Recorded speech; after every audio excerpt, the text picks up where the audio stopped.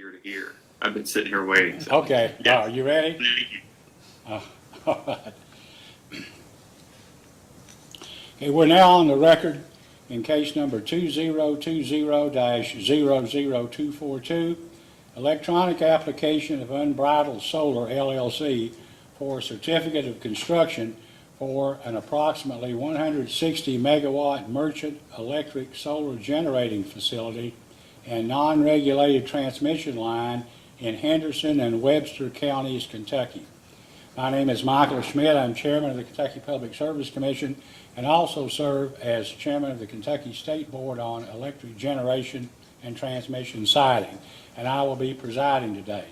Joining me by way of video conferencing are the other 6 board members, and they are Kent Chandler, Vice Chairman of the Public Service Commission, Dr. Talina Matthews, Commissioner of the Public Service Commission, John Lyons, Deputy Secretary of the Energy and Environment Cabinet, serving as proxy for Secretary Rebecca Goodman, Charlie Rowland, Executive Advisor with the Cabinet for Economic Development, serving as proxy for Interim Secretary Larry Hayes, Henderson County Judge Executive Brad Schneider, first ad hoc appointee, and Thomas Glover, second ad hoc appointee. At this time, I would normally caution attendees to please set your cellular phones to silent mode or turn them off. Due to the current state of emergency in Kentucky, the Siting Board is hosting this hearing via video conferencing. Since this continues to be a learning experience for everyone, there are a few suggestions I would offer. In addition to the normal courtesies regarding cell phones, these tips may help with clarity and avoid feedback issues for the video conference hearing. Mute your microphone if you are not speaking. Attorneys, when interjecting, please state your name so the video record is clear. If you use a phone for the audio and a computer for the video, turn off the computer audio. Otherwise, there will be feedback. If you are in a room with several people on their own computers, turn off the computer audio for all but one computer. Otherwise, there will be feedback. If another participant is in a nearby office, close the doors between the offices as sound carries further than one thinks, and once again, that can be a source of feedback. Once in the GoToMeeting software platform, go to your settings icon, which looks like a gear, to ensure the microphone setting is on the microphone you are using. There's a pull-down menu feature in GoToMeeting settings that will list the available microphones. Use wired headphones or wired earbuds for better sound quality. Wired is preferred because wireless devices may lose power depending upon the length of the hearing. And keep a charger nearby in case your battery runs low. Please alert the Siting Board if you're experiencing technology failure that prevents your participation at any time in this proceeding. Attorneys should contact staff at the previously provided cell phone number. The hearing today is for the purpose of taking evidence on Unbridled Solar's application requesting certificates of construction for a 188 megawatt merchant electric generating solar facility and an approximately 3.5 mile 161 kilovolt transmission line to be located in Henderson and Webster counties, Kentucky. At this time, I would ask counsel for Unbridled Solar to introduce himself, his co-counsel, his client, and those who are with him today who may be called as witnesses. Thank you, Mr. Chairman. My name is Jason Bentley. I'm with the McBrayer Law Firm. I have with me today 2 co-counsel, Katie Eckert and Katie Yunker, whom you're both familiar with. They're in our conference room in our Lexington office. We have 2 primary witnesses. Sorry, sir. We are outside counsel for Unbridled Solar in this proceeding. We have 2 witnesses today. Ms. Ellie DeBleek, who is a permitting associate, who's available to answer questions, as well as Ms. Courtney Pellicero, who's the permitting associate, Ellie DeBleek, who is the development associate for Unbridled. We have behind them a slew of folks who are experts that provided some of the expert analysis in the pleadings in this matter, and we can call on them as needed. If you'd like me to, I can run through the list. I don't know if Quan provided you all that list, but it's rather lengthy. Well, I think we have a list of, it looks like 10 individuals, is that correct? Correct, sir. I don't think that would, unless we get to the point where maybe we defer answers to someone else, and then we can swear them in, identify them, and so your two primary would be fine. For staff, Mr. Nguyen? Thank you, Your Honor. Quan Nguyen on behalf of Commission staff present. Also with Commission staff who are watching virtually are Jenny Fell, Sarah Jankowski, John Rognus, Ruth Rolls, and Jim Stevens. I know that there are outstanding confidentiality motions pending, and there are at least two. I don't think those have been ruled on yet. Is that correct, Mr. Bentley? There hadn't been a ruling on the motions? That's correct, sir. They were filed under seal, and we're waiting to hear back from you all on that. Well, I will try to avoid anything that gets close to a matter that you deem confidential or is a subject of a motion. But if we get close, or you think somebody's infringing on that, please let us know, and we'll go into confidential session to protect your Yes, sir. position. Appreciate it. Yeah, notice, there has been notice, I think in the file, public notice has been given of the meeting. Is that correct? That's correct, Your Honor. Mr. Correct, Bentley, is sir. that correct? All right, at this time, we'll take the opportunity to provide any member of the public who should want to make a statement before the commission to do so. So, should anyone from the public like to provide the siting board with public comment, instructions to call in are located on the Public Service Commission's website, psc.ky.gov. The phone lines will remain open for several minutes at the start of the hearing and close if there are no callers or after anyone has had an opportunity to speak. Should you call in, please state your name and address for the record before making your statement, and please keep your comments to 5 minutes or less. If there's more than one caller, please be respectful and allow one person to make a statement at a time. If you have called in to provide public comment and are also watching the hearing via the Public Service Commission's YouTube link, please mute or close the YouTube hearing broadcast so as not to cause feedback. Last, it should be noted that comments may always be submitted on the PSC's website at psc.ky.gov. Mr. Nguyen, do we have any callers? Is there anyone on the line wanting to provide public comments in this case?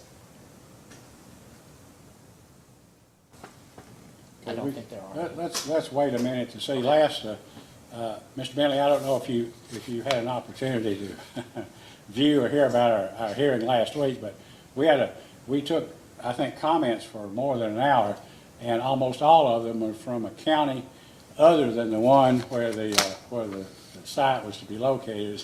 But we thought it best to go ahead. Their comments would have been applicable to this site if they had only lived in the correct county and been talking about the facility that was applicable to them. Your Honor, while we're waiting, there was one more motion that has not been ruled on yet. It may be moot at this point, but we had a motion to cancel the hearing that was filed back in January. And I'm sorry, it was a motion for what? To cancel the hearing. Oh, to cancel this hearing? Well, Correct. there are reasons that can't be explained at this time why we felt like we couldn't do that. And I just wanted to Sometime bring when it we're to not you. on the record, we might discuss that. But no, I think I understand. And perhaps if we had had more time, I think we have maybe 25 of these cases pending, and we have a short staff trying to work on those, and sometime we need to hold a hearing if for no other reason than to try to be prepared. So, Mr. Nguyen, do we have any callers yet? No. No. Right. All right, so apparently we have no one from the public interested in calling and making a comment. So at this time, Mr. Bentley, if you'd like to call your first witness, you may do so. Mr. Chairman, we have with us this morning the two folks most familiar with this application and the local outreach that's been done on behalf of the company. So I think what we'd like to do maybe is just present both of them at the same time and let the appropriate subject matter expert answer the questions, whatever they may be. We're not really sure. We haven't heard much feedback about the line of questioning, but wanted to make sure we had everybody available. So again, sir, we have Ellie DeBleek, the development associate with National Grid Renewables for the project Unbridled, and Courtney Pellicero, the permitting associate for Unbridled. Okay. Ms. Pellicero and Ms. DeBleek, would you please raise your right hands? Okay. Do each of you solemnly swear or affirm under penalty of perjury that the testimony you're about to give will be the truth, the whole truth, and nothing but the truth? Yes. You, Ms. Pellicero, you're saying yes, is that correct? We can't hear you. You're not on mute. Your audio is not coming through.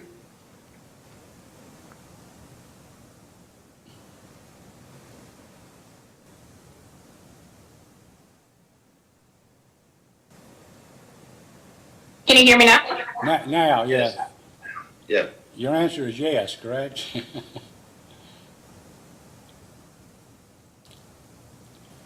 Ms. Pellicero, can you hear me?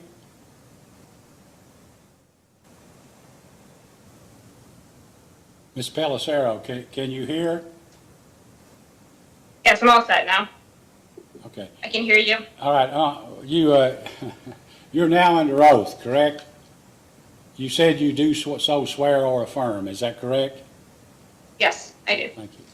All right. You may, counsel, you may ask.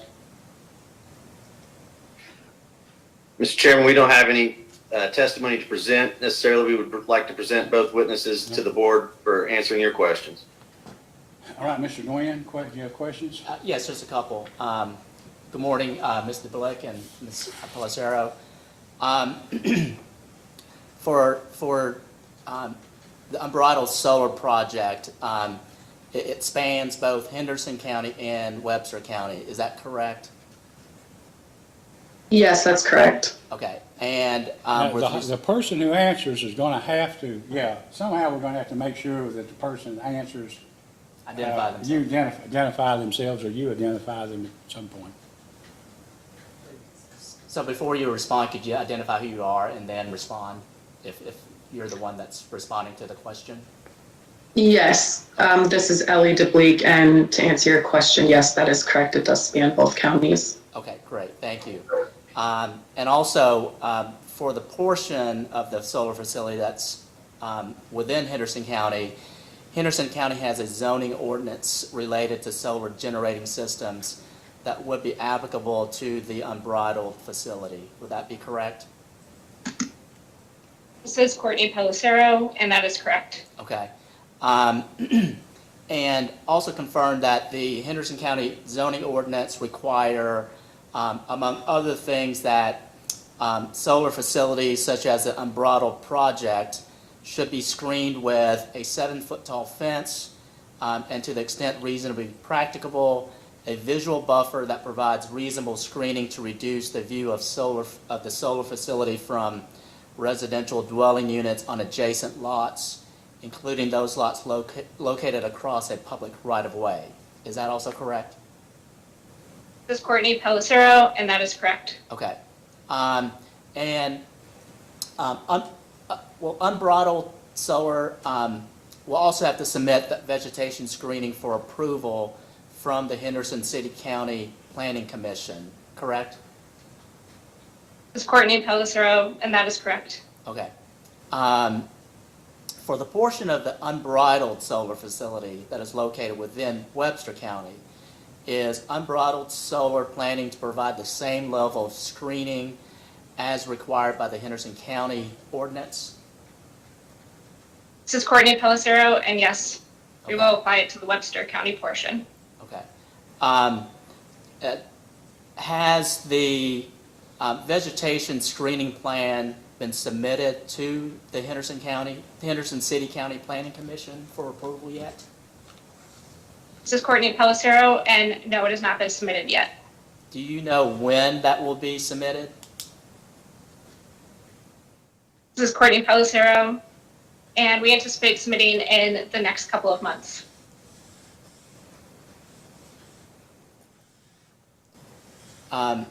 And so does that mean that the vegetating screening plan is just currently under development right now?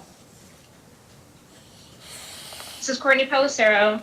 Our screening plan that we proposed in our application is what we are planning and will be submitted to the county as well. It does meet the county standards. Okay, so the screening plan that's, I guess, included in the application for this case, I believe that's attached as Exhibit K to the application, is that correct?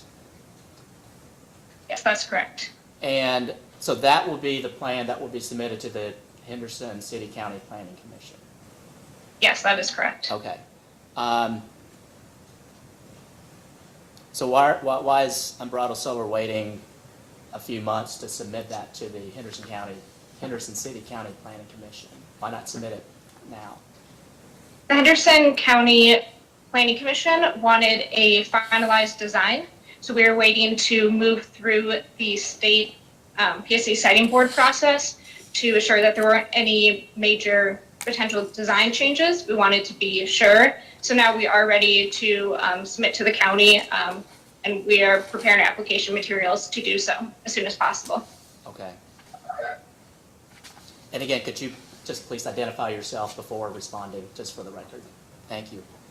The Henderson County ordinance also requires a decommissioning plan to be filed and the posting of a surety bond to protect Henderson County from abandonment without proper decommissioning of the site. Is that correct? This is Courtney Pellicero, and that is correct. Okay. With respect to the decommissioning plan, when does Unbridled Solar expect to have that finalized? This is Courtney Pellicero, and we will submit a decommissioning plan as part of our application to the county in the upcoming months. Okay, when you say upcoming months, is that 1 month, 2 months? Is there a sense as to when?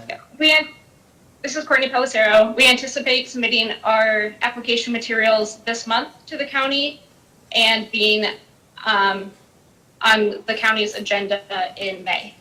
Okay.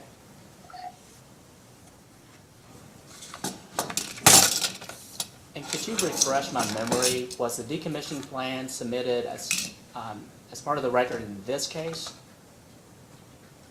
This is Courtney Pellicero, and no, the decommission plan was not submitted as part of this case. Could I request that, as a poster and data request, Jason, for Unbridled Solar to submit the decommissioning plan? Yes, we can get that to you. Okay.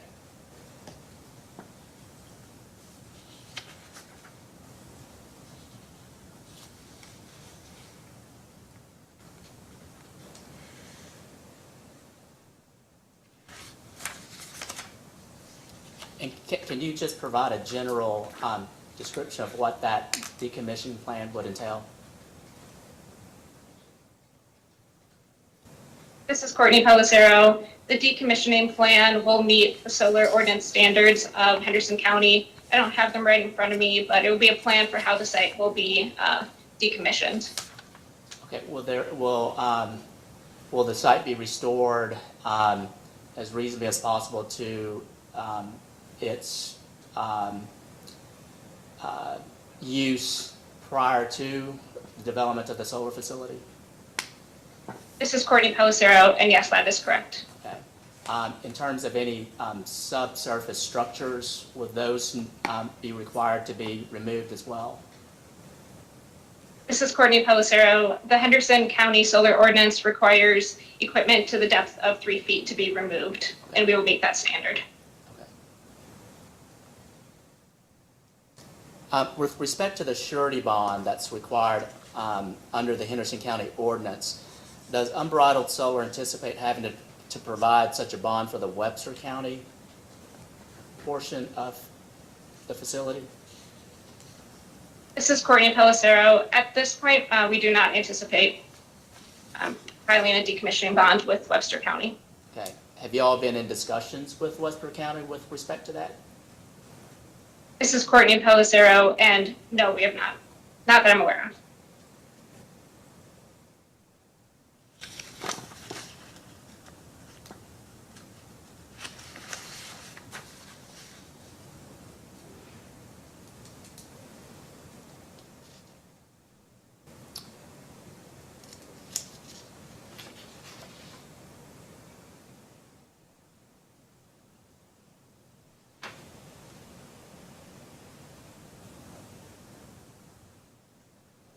So going back to the vegetative screening plan, I know the plan provides for the planting of non-mature trees, shrubs, and plants.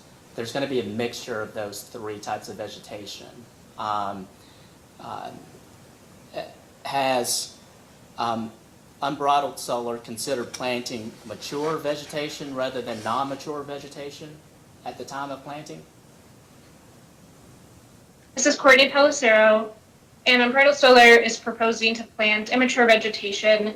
So it is an industry standard. It's what we've seen in other states, and the immature vegetation is able to establish and have better growth potential than planting mature trees. And planting mature trees can cause an unnecessary economic burden on a project. Do you know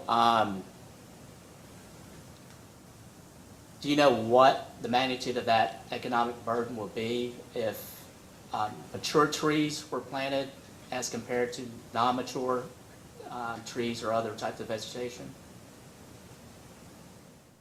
This is Courtney Pellicero. I don't know the exact magnitude. Do you know what the estimated cost of planting non-mature vegetation that associated with Unbridled Solar's vegetation management screening plan? I'm sorry. This is Courtney Pellicero. We do have an estimate of the cost. I don't have that number in front of me, though. Okay. Could I request that as a post-hearing data request? What the estimated cost of planting non-mature vegetation associated with Unbridled Solar's vegetative screening plan? Duly noted. And then can I also request what would be the estimated cost of planting non-mature vegetation associated with Unbridled Solar's vegetative screening plan? Yes, we'll work on that, and we can discuss later the time frame for getting some of this material back to you. Okay. Has there been any consideration with respect to if non-mature vegetation is planted of providing also some temporary measures such as slats or a screen along the fencing until such time as the non-mature vegetation grows into a mature state? Has there been any consideration with respect to that additional measure for the non-mature planting? This is Courtney Pellicero, and we're not proposing temporary additional buffering in addition to planting the non-mature vegetation. We didn't find that to be necessary. We think that the non-mature vegetation will be sufficient and will grow to a sufficient height. Okay. Can I also ask, as a post-hearing data request, estimated cost of including temporary measures such as slats or screening along the fencing if non-mature trees and vegetations were planted, what that cost would be? Yes, we'll look into that for you.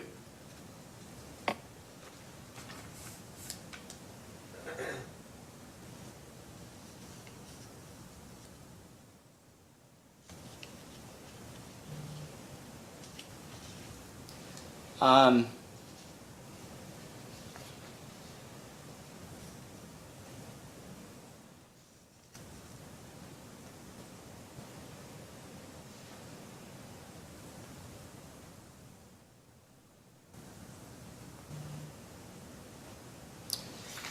In the noise and traffic study that was filed as part of the application, Unbridled Solar indicated that sound generated during construction is expected to occur only during daylight hours. Do y'all recall that statement? This is Courtney Pellicero, and yes, I recall that statement. Okay. Does this mean that Unbridled Solar is committing to engage in construction activities that generate relatively high noise to occur only during daylight hours? This is Courtney Pellicero, and yes, we're committing to construction activities during daylight hours. Live in application, say 7 a.m. to 7 p.m. Okay, so the construction activities are from 7 a.m. to 7 p.m.? Yes, Courtney Pellicero, that's correct. Okay. With no limitation on the day of the week? That is correct. This is Courtney Pellicero, that is correct. Typically, construction is Monday through Saturday, and Sunday is sometimes a half day or a makeup day.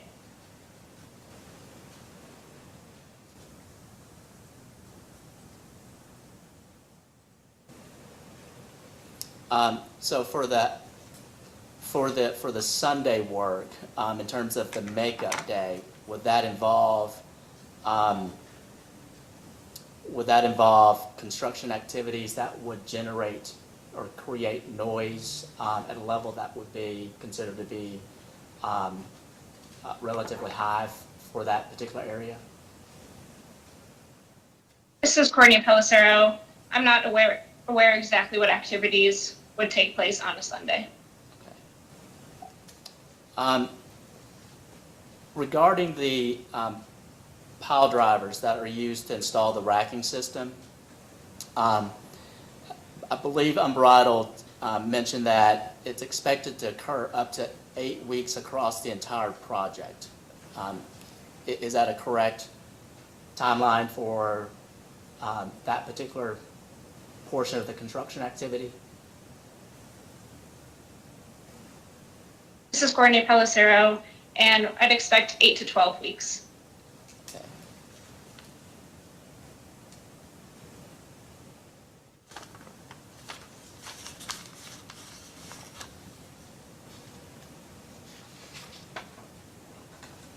Is the 8 to 12 week time frame for the pile driving portion of the construction activity, is that a typical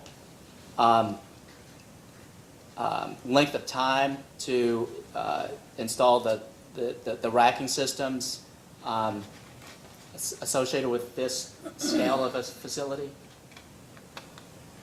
This is Courtney Pellicero, and from my understanding, a project this size, that is a correct estimate. Okay.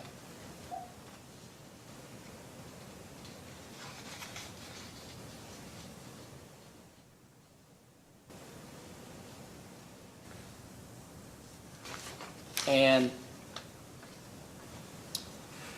are you familiar with the BBC consultant final report addressing Unbridled Solar's site assessment report? This is Courtney Pellicero, and yes, I am familiar with it. Okay. On page 6 of the BBC final report, section B, BBC recommends this, and I'll quote the language, quote, to help mitigate the most significant noise impacts during construction, BBC recommends that Unbridled should clarify precisely where and when pile driving will occur across the site and consider the distances to each home within 500 feet of this activity to appropriately mitigate hazardous or annoying noise as necessary. Does Unbridled Solar agree with this recommendation? This is Courtney Pellicero. Yes, Unbridled agrees to, we send out a letter to the residents within 500 feet prior to construction, letting them know when the construction activities will be occurring.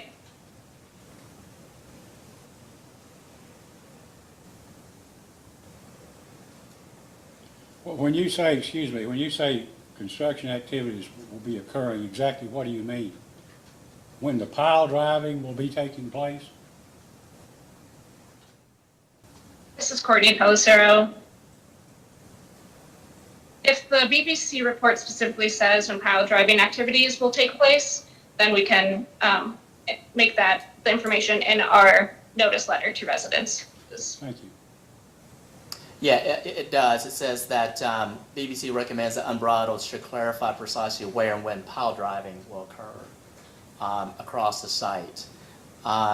So to the extent that Unbridled, the recommendation is that Unbridled should clarify precisely where and when pile driving will occur. Do you know when the construction schedule will be somewhat finalized so that Unbridled will know where and when the pile driving activities will occur? Do you know when that will be known? This is Courtney Pellicero. I don't know exactly when the construction schedule, we'll know exactly when pile driving will occur. Okay, but when that will be known, you all, Unbridled will make sure that those property owners within 500 feet of that potential activity will be notified. This is Courtney Pellicero, and yes, that is correct. Okay.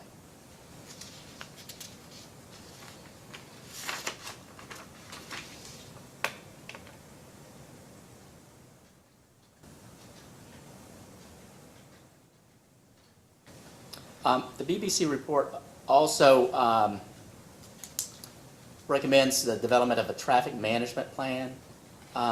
Do you know when that will be done, completed, or finalized? This is Courtney Pellicero. I don't know the exact date. I would assume a month or two prior to construction activity.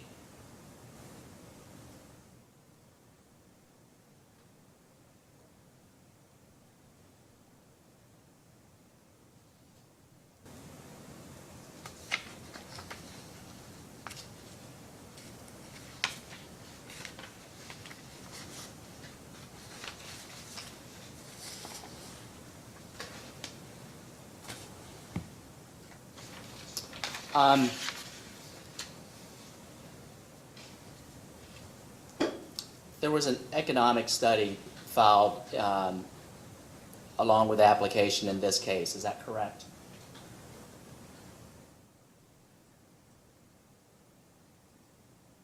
This is Ellie DeBleek, and yes, that is correct. Okay. Are you familiar with that economic impact study, Mr. Bleak? This is Ellie DeBleek, and yes, I am familiar, and we also have representatives who helped put together that report on the call available, Okay. If needed. In the report, it mentions anticipating that the solar project would anticipate increasing approximately $6.6 million in state and local taxes. Do you all recall that? This is Ellie DeBleek. Yes, I do recall that. Okay. Do you know how the $6.6 million was calculated or determined? Yes, this is Ellie DeBleek. Yes, we used the JEDI model to help us formulate that estimate. We've also been working with our tax counsel, who's also available on this call today, Brian Zoller with Frost Brown Todd, to help us calculate those estimates. Go ahead, I'm sorry.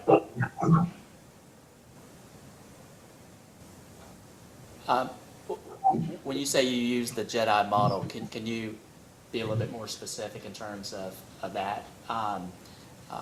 Were there certain assumptions that were utilized to generate that particular result? Ellie DeBleek, specifically for the tax revenue generation, we primarily relied on our tax counsel for that estimation rather than the JEDI model. Okay. And is that Mr. Zeller, who's the tax counsel, or is that someone else? Ellie DeBleek, yes, that's correct. Brian Zoller with Frost Brown Todd is our tax counsel. Okay. So should just defer this type of questions to him? Ellie DeBleek, I can take those questions and then defer to Brian Zoller as needed. Okay. So with respect to, well, I guess what we're wanting to know is, what was the basis for the assumptions that were used to calculate that $6.6 million in annual or in state and local tax benefits associated with the operation of the solar facility? Ellie DeBleek, yes. So we, and Brian Zoller may want to follow up on this, but I'll just comment that we provided the equipment cost estimations for the facility. So that was one thing that was considered, as well as the local property tax assumptions were put into the model. And Dictator, if you would want to swear in Mr. Zeller, I don't know, he seems like he may want to chime in as well at some of these questions, but Mr. Zeller, please raise your right hand. Do you solemnly swear or affirm under penalty of perjury that the testimony you're about to give will be the truth, the whole truth, and nothing but the truth? Okay.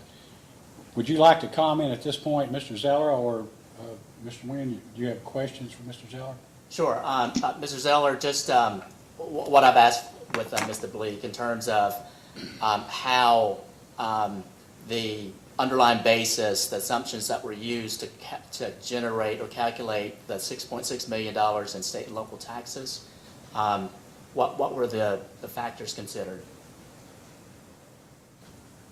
Yes, it's a little bit of a complicated process because. We can't hear you, Mr. Zeller.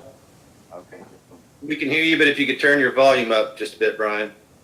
Okay. Just let me try here. Is this any better? It's a little better. Any better? Is this any better?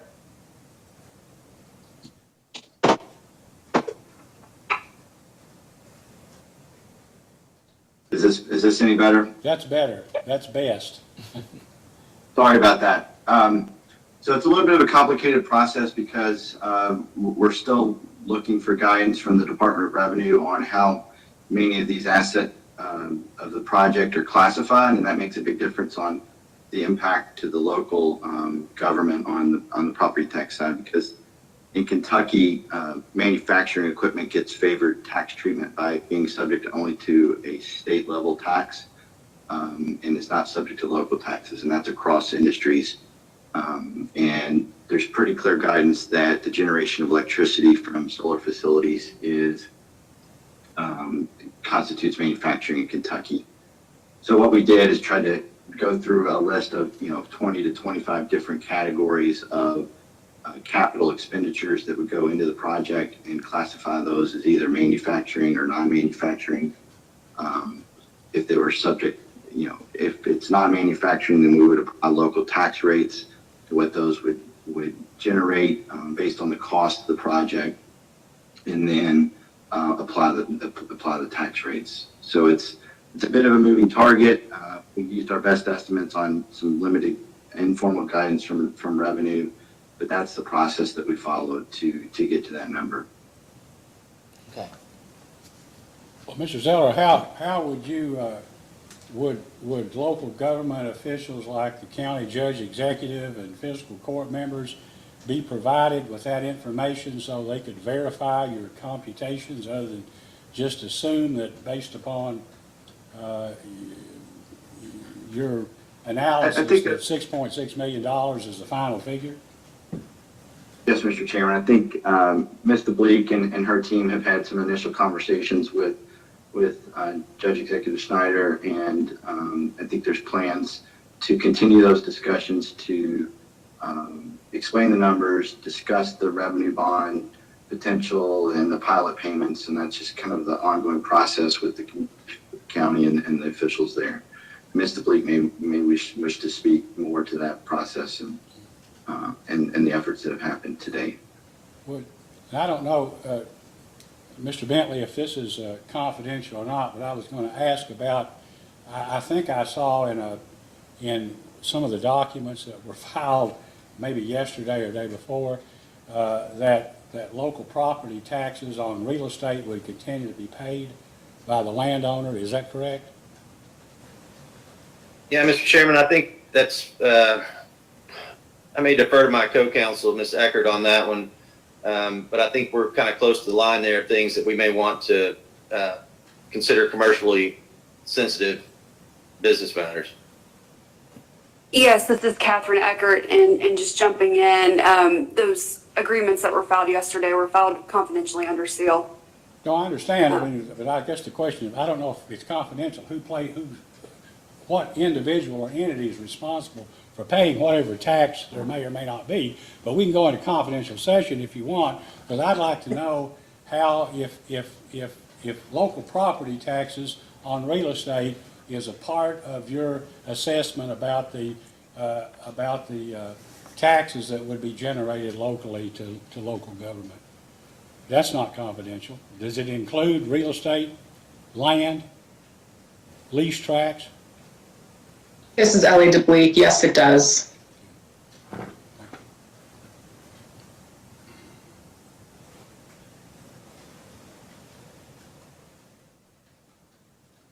Well, I'd like to ask a couple of questions, and maybe the judge executive would too, or Mr. Glover, I don't know. But can we go into confidential session for just a moment?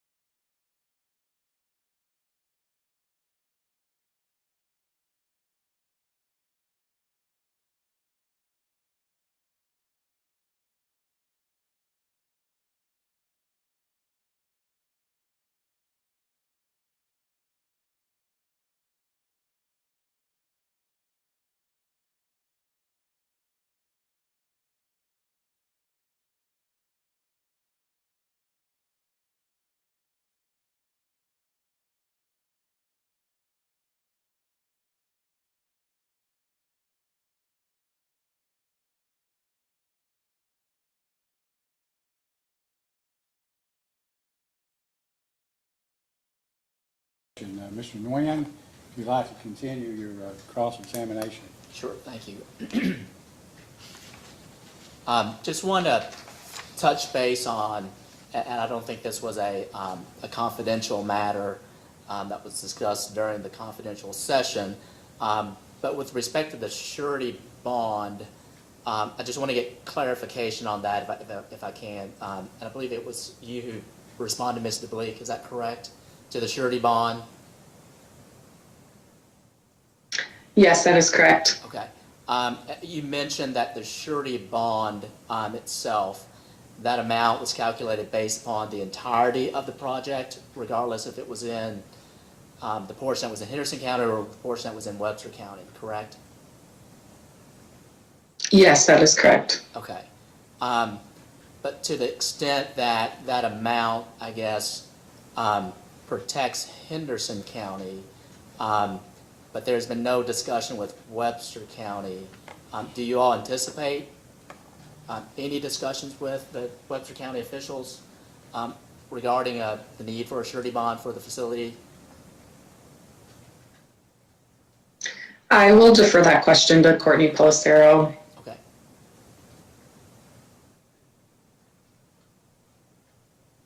Courtney Pelissero.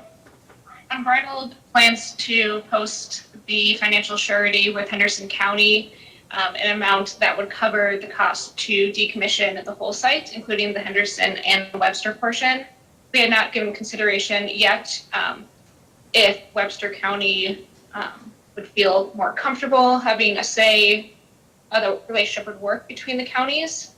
So that is a conversation that we can have. Okay, so you're saying that you will, or Unbridled will engage in discussions with Webster County officials regarding the surety bond for the facility? Courtney Pelissero, and yes. Okay, thank you.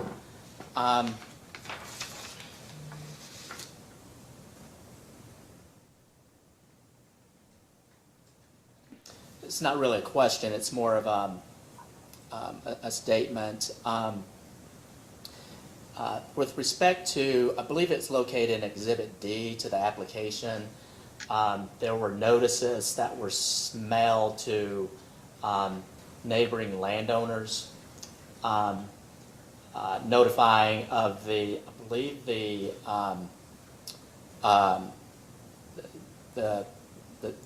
meetings that were conducted by Unbridled before the filing of the application. I know in the application, there were a listing of the, I guess, the names of those landowners were redacted. But there was nothing that was, I don't think there was anything that was provided under seal, providing the unredacted portion of that information with the siting board. Jason, could I ask, could Unbridled provide the under seal, the unredacted information associated with Exhibit D to the application?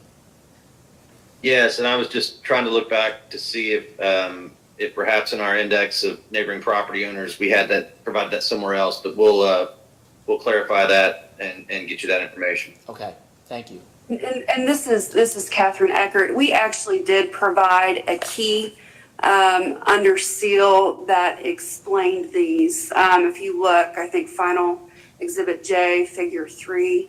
But we can look into that and see if there's anything else that we do need to provide, but that we did put something together where you could track where those were. Just due to the non-party personal information concerns, it's why those were redacted. So we tried to create a workaround for you all under seal to look at those. Okay, no, I understand that, but it's still, you got to put the two connections together in terms of Exhibit J and then, Exhibit D. So there might. We'll get you information to make it as easy as possible. Yeah, perfect. Thank you. Yeah, absolutely. Okay, well, Mr. Bentley, you understand that these data requests will be in writing, so you won't have to, keep track of it now, but, so I just wanted to let you know that. If it isn't in writing, you don't have to worry about providing it. We're making notes so we can be as prepared as possible for you.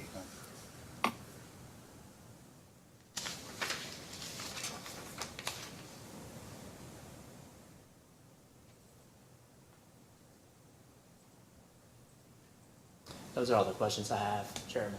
Okay, Judge Snyder, do you have any questions of either of these witnesses about anything pertaining to their testimony or their application or anything else? I do not, thank you. Mr. Glover, any questions? No, sir. Mr. Lyons, questions? Yes, Chairman, just one regarding the cumulative environmental assessment.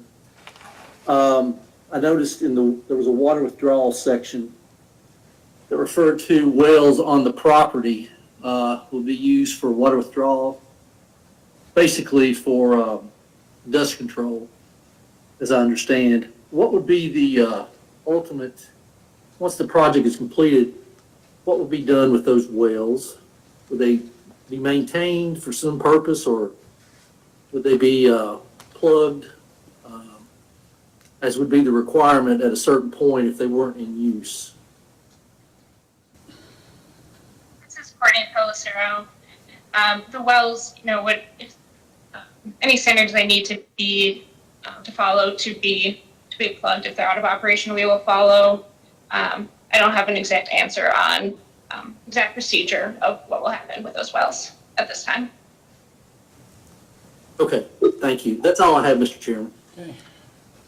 I think Mr. Rowland is probably still not, he may have never been on the call to start, is that correct? He was, okay, we don't have any evidence that he is, so. Vice Chairman Chandler, any questions? Yeah, just one question. There was a lot of conversation about the surety bond as it relates to the decommissioning plan between Henderson and Webster. And I remember reading the ordinance that Henderson County has, that requires the surety bond and the decommissioning plan. And I understand that we're going to get the decommissioning plan. We're going to ask at least for the draft. My question is, although the bond may not necessarily apply to Webster County participants, is the decommissioning plan for the entirety of the project, or will it only be for the Henderson County portion? Courtney Pellicero, it will cover the decommissioning plan for the whole facility across both counties. Okay, and in Henderson County, as I understand it, that it only requires that underground facilities up to 3 feet be removed. Will the decommissioning plan for the Webster County portion only abide by those requirements in the Henderson County ordinance, or will it intend to remove all of the facilities, including those that are underground in excess of 3 feet? Courtney Pellicero, the same application of the ordinance will apply across both counties. So Unbridled plans to meet the same standard for removing underground equipment to 3 feet in both Henderson and Webster. Okay. And when those facilities are removed or decommissioned and underground, electrical facilities are kept there, if they're further than 3 feet, do you all go through an official certification process with any specific state or local body to certify that those underground electric facilities are no longer active? Courtney Pellicero, I'm not aware of the procedure regarding that issue. Okay. Is that something that is ordinarily identified in the decommissioning plan?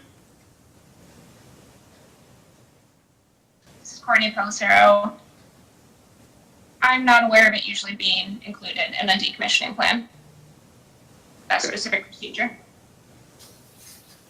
Mr. Vice Chair, if I can interject, we'd be happy to research that a little bit more for you and provide some answers to that question. I think we're new enough in this process that decommissioning isn't something that certainly I've not lived through, but we want to make sure we're responsive to the board.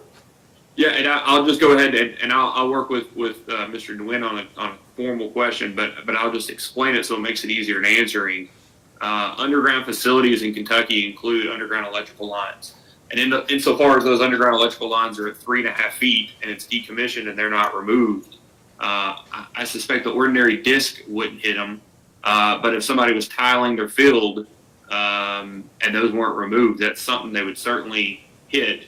And I think you're aware, Mr. Bentley, that at least tilling, whatever that is defined as being, is not a facility that they would be required to identify underground facilities before conducting the activity. And so I just want to make sure that we don't have hundreds of miles of underground facilities that are left there that are ultimately susceptible for subsequent landowners to hit. And if there's no requirement that they not be active, or that somebody certified that they're not continuing to get electrical electrical current on them, that may be something that's helpful to do. That's all I have, Chairman. Dr. Matthews? I don't have any questions. I just have a few. I guess in the BBC report, I guess there was a question about use of highways, state highways and county roads, and the use of a railway. Is there a railroad or a railway that goes through this site? This is Ellie DeBleek. There is an active rail line on the eastern boundary of this project. All of our solar facilities are on the west side of that rail line. Well, I mean, the reason I ask is I guess the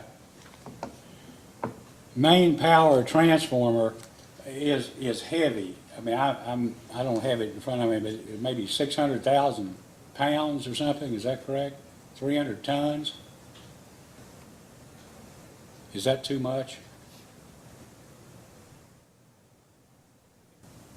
It's heavier than any known weight classification permitted on a state or county road. That is correct, isn't it? Whatever the weight is? I believe that's correct, Mr. Chairman, but we need to look into that. I think what we responded in our, in response to the data request, was that we would coordinate with the Transportation Cabinet and county officials to transport that equipment. Well, I think that what was said is that if we leave it up to it's the problem of the vendor to provide for transportation. And of course, it doesn't do, if you can't get it over state roads, one would assume that the best way to get it there would be by rail, right? That way you wouldn't worry about damaging the roads. Would Unbridled Solar, I mean, is it your expectation that if you had to move this maybe 300-ton transformer over state or local roads, that you would be willing to assume the cost of repairing damage to those highways? I mean, coal companies did that all the time. I didn't know if you considered that, or what your expectation was if rail was not going to be the transportation method of choice. Courtney Pellicero. As part of the permitting process for overweight loads that we'll work with KYTC on, as part of that process, there would be some agreement on if there is damage to roads, who would be responsible for the repair and the process for that. Thank you. Mr. Chairman, Yes. do you mind to wait just a minute? Mr. Glover, I think, lost connection.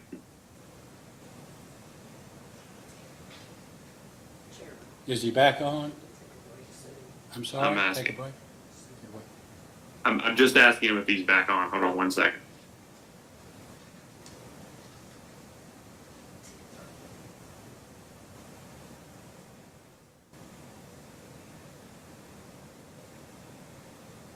It may be a minute.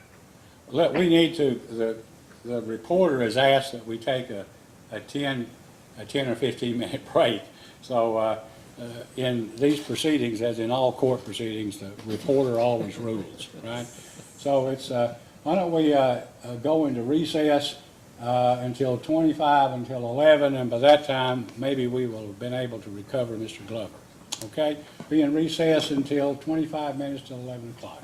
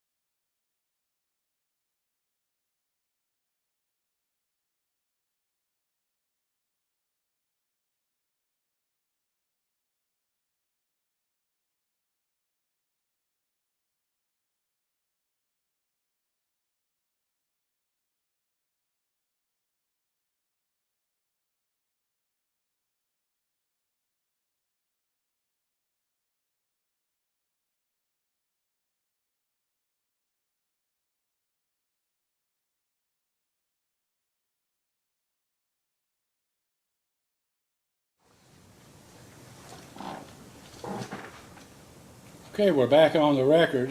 Mr. Glover, I don't know how much you missed, but I had a few questions about transporting the large transformer in by either railway or highway.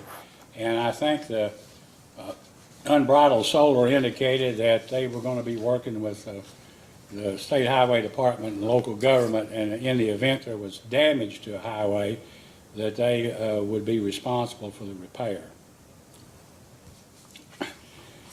I just have a couple more questions. One is about the about the noise. I mean, there were a few, not many, but a few houses that were in pretty close proximity to, I guess, to where some pile driving would take place. And I guess in one of these, maybe it was BBC's report, they talked about the decibel level at the residence would be 95, and that the Center for Disease Control stated that 95 could cause hearing damage. Is there any, have you thought about any way to mitigate those noise levels where they could affect livability at some of these homes that are nearby? Or doing it at a time when nobody was home? This is Courtney Pellicero. So we've agreed to the mitigation proposed by BBC that we will notice the landowners for pile driving, so they have a general schedule of when the pile driving will occur, and they'll have a number to contact us if concerns do come up. And then if concerns do come up, we will work with them on a case-by-case mitigation strategy. You're talking about, I assume, that when you would notify the residents that pile driving would take place on, let's just make up a date, May 4th between 2 and 4 p.m., something like that. There would be a time. Is that correct? Courtney Pellicero, yes, that's correct. We provide a schedule, Okay, thank you. including time. When, I think you indicated that a work day would begin at 7 a.m. and end at 7 p.m. Is that correct? For 6 days a week? Courtney Pellicero, yes, 7 to 7, Monday through Saturday, and then Sunday could be a potential makeup day. Okay, so when would a potential makeup day, if Sunday work was needed, assuming it rained on Thursday and Friday and there was, no one could work, what would the work hours then be on Sunday? Courtney Pellicero, I'm not exactly sure what the Sunday work hours would be. It would be a case-by-case basis. I mean, would that, in your view, would that be up to the contractor, or is that something that you intend to propose? Courtney Pellicero, our construction team, the construction manager from National Grid Renewables would work with the contractors with our EPC to determine the schedule on those days. It wouldn't be more than 7 to 7. What time I saw there were 15 access sites, 15 ways in, I guess, to the project, and these would be used during construction. Is that correct? Courtney Pellicero, yes, that's correct. And I apologize for not knowing this if it's on a map or something. Have you established where the parking areas for the workmen will be? Or where they would be in relation to nearby homes where people might, want to sleep past 5:30? Courtney Pellicero, we have temporary laydown yards during construction, which will also act as a parking area for the construction workers' vehicles, and it is located on our site plan. Okay. Is there a time is there a time been established when construction employees will be on site? like 6:30 or 6, or has that decision been made? Courtney Pellicero, and we estimate vehicles will be on site as early as an hour before, an hour after, so 6 to 8. Okay, thank you. I have no further questions. Mr. Bentley, do you have any direct or redirect, as it may be? No, Mr. Chairman, I think we've got our list of follow-ups that we need to wait to hear from you all on, but I don't have any questions this time. Okay, well, let me ask one. I'm sorry, go ahead. Just offered up to co-counsel if they had any questions. Yeah, I was going to ask if, anybody else on your group, any of your lawyers have anything they'd like to say or ask? Catherine Eckert, no, Your Honor, we do not. All right. Any members of the siding board? Mr. Glover, Judge Schneider, any questions or any statements you'd like to make? No questions other than we look forward to working with the PSC to make sure this project gets done in a manner that pleases the PSC and also benefits our communities. Mr. Lyons, are you still with us? Yes, Mr. Chairman. I hesitate to bring this up, but I do have one additional question regarding public outreach. We didn't get much into that. I did read through the response to data requests and things like that, but generally how many, I guess you reached out to all residences in a certain radius of the project area. Can you just expand on that just a bit before we wrap it up here today? Yeah, this is Ellie DeBleek. I can touch on that. So we did provide notice for a public information meeting to all the adjoining properties as well as the participating landowners, and provided an opportunity for those landowners to come meet in person at office hours, and then the availability to attend our public information meeting, which was a virtual meeting. So we wanted to have the option of both in-person and virtual available. And prior to that, we had also sent a letter to landowners and adjoining landowners just to introduce the company and to share project, high-level project details. So we've had a few letters go out to the adjoining properties. And if I read correctly, there were only a couple that had issues. Yes, that's correct. Thank you. Thank you, Mr. Chairman. Okay. Vice Chairman Chandler, questions? No questions. Thank you. Dr. Matthews? No questions, thank you. Okay, I guess let's think about these data requests. Mr. Nguyen, when will you be able to commit your data requests to writing so that Mr. Bentley and his staff can get to work on them? We could probably get it issued by Monday. Right, Monday would be the, 12th? Yes, sir. Okay. You've got a general idea, Mr. Bentley. The questions are going to be asked. How much time do you need? Realizing that if you get in a pinch and you need more, you file a short I think we can motion. turn around in a week, Mr. Chairman. You think a week? Yes, following Monday if we could. So that would be the following Monday, the 19th. All right, we'll get an order out. We'll get an order out to that effect. What's the date that an order is due in this case? You were going to ask me that? Let me look at it really quickly. Yeah. The reason I asked Judge Schneider and Mr. Glover is at some point in time after we get these responses back from the data requests, we're going to need to put a meeting together, a virtual meeting with you, where we're all together and we can discuss the order. Okay? Yes, sir. June 4th. June 4th is the date by which an order must be entered. So sometime, I guess, after the 19th, maybe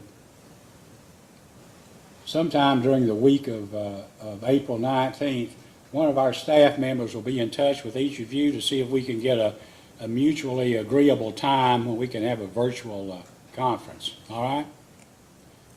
Okay, thank you. Is there anything else, Mr. Bentley, that you'd like to say or present, or? No, Mr. Chairman, just to thank you all for your time and attention to this matter, and let you know it's been a pleasure to see everyone, and look forward to getting back to you soon. Thank you. Mr. Nguyen, anything further? Nothing further. All right, if there's nothing further, then this hearing is adjourned. Thank you all very much. Thank you, Mr. Chairman.